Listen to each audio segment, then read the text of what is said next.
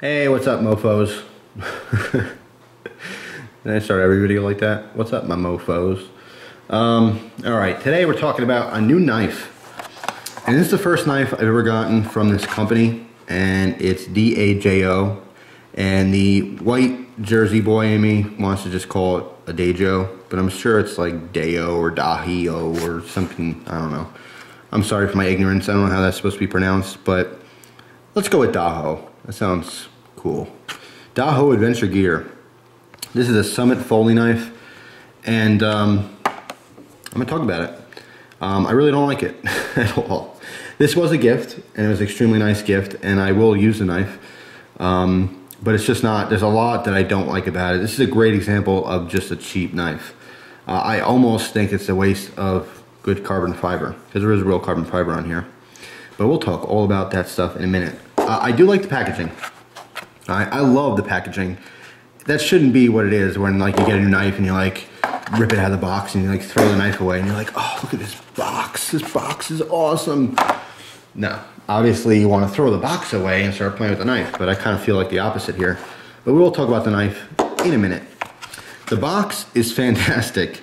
First of all, a nice view window. Okay, so you can see what the knife is. It's not hidden in there. It's not like you have to rely on a picture. You can actually see the knife. That's always nice. Plus, you got all the information on the outside of the box that you can possibly want. Okay, so we got the little logo up here. Take time to explore. Look at that, inspirational. And then the big old, what knife is it? Well, it's a Summit Foley knife. Who's to buy? Right there, Dajo. Pretty cool. Right up top, we have the weight, 2.3 ounces. Compact 3.5 inch blade. Is that what it says? Oh no, handle. Can't read it on the tape. You got like all the selling points here. You know, carbon fiber handle, huge, awesome. Precision tweezers and handle. I can't wait to check that out. See, now you're looking at it, you're looking through the little window here, and you're like, where are the tweezers, man? I want to check it out now. It's totally selling it. You know, the idea behind it is awesome. Here's where it threw me a little bit. 7CR17 MOWV stainless blade. I thought that was a typo, MOWV, because I've heard of 7CR17 MOV and 8CR blah blah blah blah blah. There's a bunch of varieties of those steels, but I never saw MOWV. I thought it was a typo, but I saw there's other reviews of this knife and similar knives from the same company. They have like a fixed blade, and apparently it is. It's MOWV. I really don't know the difference between that and regular CR17 MOV. That could be a whole hobby within itself, is just remembering all the different types of steels and knowing the difference between them. But anyway, you flip it over, we got a little picture of the knife open, fantastic. We got a picture of it closed. I'm totally loving that. All the features right here on the back again. Carbon fiber handle, the funky blade with the W, 57 Rockwell hardness, precision tweezers and handle again. I'm excited. We have to check those out. Low profile spring clip, very cool. Line lock design for easy one-hand operation. Flat ground blade, the weight 2.3 ounces and 3.5 inches closed. Now you notice they keep talking about how big it is closed, but there's no mention of the blade size. Interesting. Designed in Colorado, which means nothing at all. That's pretty funny, actually. Manufactured in China, of course, something you might want to know. Where's it made? Designed in Colorado. I want to see a knife now that says made in USA, and like real small letters says designed in Taiwan. That would make me smile and giggle like a little schoolgirl. I would laugh. So yeah, very cool box, and unfortunately that's most of the review. The knife is it's not very good, unfortunately. Let's talk about some good things. First of all, came sharp, came nice and sharp. Carbon fiber, which is amazing. That's awesome, and very good lockup laterally. A little bit of play side to side. You know, could be worse. The design, the squared off design, it's not the most comfortable, but there's no sharp corners, so that's good. The problem I have is where the thumb plate is, and this thumb plate is like, I don't know, it's just welded to the blade. There's even like a burn mark under there. But notice the distance between this plate and the pivot, okay? And a pivot is just that. The blade is going to pivot around it, okay, in a circle. It's not going to wee-wah and wobble. It's not going to be an oval. It's going to be a perfect circle around the pivot, right? But if you watch this, as you're opening the blade, look how close it gets to the protrusion in the handle here. Really close, okay? You might think, well, what's the big deal? It's not touching it. Well, the big deal is when you put your fat thumb on here and you go to open it, your thumb hits right there every time. It just rubs your thumb. So either it's just uncomfortable and you can still open the knife, or it hits your thumb and your thumb just like blah, blah, blah, blah, just falls off and you totally don't open the knife. So design flaw right there. Perhaps this should have been located, well, I would leave it where it is and I would just take off the, more of the handle here. So not extremely well thought out.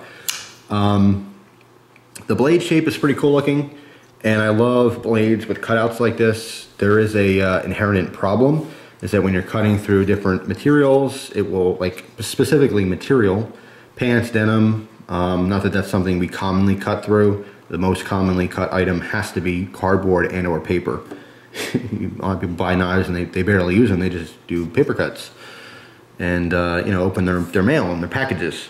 There's nothing wrong with that, but that's just realistic. If you are cutting other things with your knives, like clothing, like meat, stuff like that, if you're using for food prep, that's all going to get caught in here. Okay, it's going to create more drag. I mean, the material as you're cutting through, it's going to bunch up in these openings and it's going to create drag for you. If you are doing food prep, it's going to make a horrible mess in here, which you'll end up getting a little bit of food in here. I mean, first of all, it's rare that you use Foley knives for food prep anyway. I just happen to mention it off the cuff here. But if you were to use it for food, you'd have to clean it out really well. Otherwise, you'll have little bits of food in there and it'll eventually rot and smell and just be disgusting. So looks cool, not very functional. There's an awesome Beretta knife with a bunch of cutouts. It's a very skeletonized blade. It was common in like the late 80s, early 90s. And anyone who's been collecting knives for a long time has either seen that knife or owned it. And I personally owned it and used it, and I always had problems with drag because of the cutouts on that blade. So again, looks cool, not fully there function-wise. It is a liner lock, no problems with that at all. The pocket clip on here, it's a Spyderco style wire clip, okay, a direct copy of one, but poorly executed. There's a lot of slop in it, and it's not. This is tightened down pretty good. It's just the gauge of the wire or the material of it. It's very, very loose, and if I pulled up, this would definitely break. I don't want to break it on purpose, but I could just pull it up and it would just snap. But it wobbles from side to side much more than like any Spyderco would. So don't like that too much. All right, let's talk about this awesome precision tweezers. I love the idea. It's fantastic. You see, first of all, blade's not centered at all. In fact, it does rub on the side. So another awesome fail here. But these tweezers, what a fantastic idea, right? But when I first got this knife, I tried to take them out. It's very hard to get them out. It's a very tight fit. All right, and then when you finally go to grip it, it's like almost sharp on the inside. So, all right, there we, ow, yeah, a little sharp. Okay, man, I cut myself again. Stop playing with your knife. No, it's the tweezers, I swear. First of all, precision, I think not. You want to see precision tweezers? Watch Countycom. They just put a new video out. They're carrying a Wenger knife now that has, I forget the name of the model, but it's really cool. I want to eventually get one. It's basically a watchmaker's multi-tool, and they have real precision tweezers. I mean, it comes to like such a fine point. But my problem isn't so much the shape of the tweezers, it's the fact that they broke the first time I tried using them. You can see as I squeeze down, it broke the metal. It's very thin, it's very crappy, and it broke. So I love the idea, just not executed very well at all. So let me slip those back in there. Cool idea though. I wish more companies would do that. It's so simple, basically just a little cutout on the back side of the scales and then throw them in there. But I'd like to see like a higher quality version. So overall, I mean, it's uncomfortable to open. it cuts stuff. It's just a cheap knife. I mean, fit and finish is not very good at all. But you know, I've had worse knives. I mean, as a company, I would probably say steer clear. It's not worth your money because you're talking about $20 to $25 for these knives, and there's just no way. There's too many options out there above this.